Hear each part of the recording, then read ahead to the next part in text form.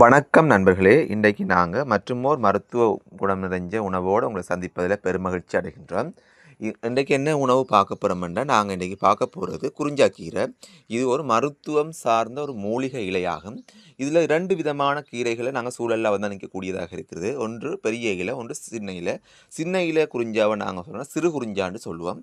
இந்த குறிஞ்சாவை நாங்கள் சாப்பிட்றதால எங்களோட உடம்புல இருக்க சர்க்கரையினுடைய அளவு குறையுது.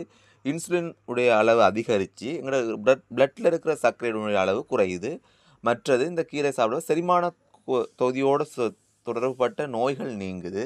மற்றது இந்த பூச்சி தொல்லைகள் இருக்காது. எங்களோட வயிற்றுக்குள்ளே இருக்க வயிற்று பூச்சி தொல்லைகள் இருக்காது.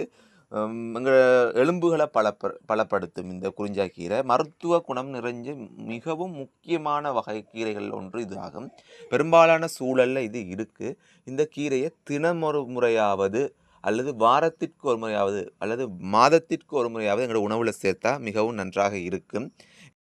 எனவே நண்பர்களே, எங்களோட வீடியோ பிடிச்சிருந்தால் லைக் பண்ணுங்கள், கமெண்ட் பண்ணுங்கள், ஷேர் பண்ணுங்கள். மறக்காமல் எங்களோட யூடியூப் சேனலில் போய் சப்ஸ்கிரைப் பண்ணுங்கள். இதோட ஷார்ட் வீடியோ எங்களோட ஃபேஸ்புக் சைட்டில் இருக்குது.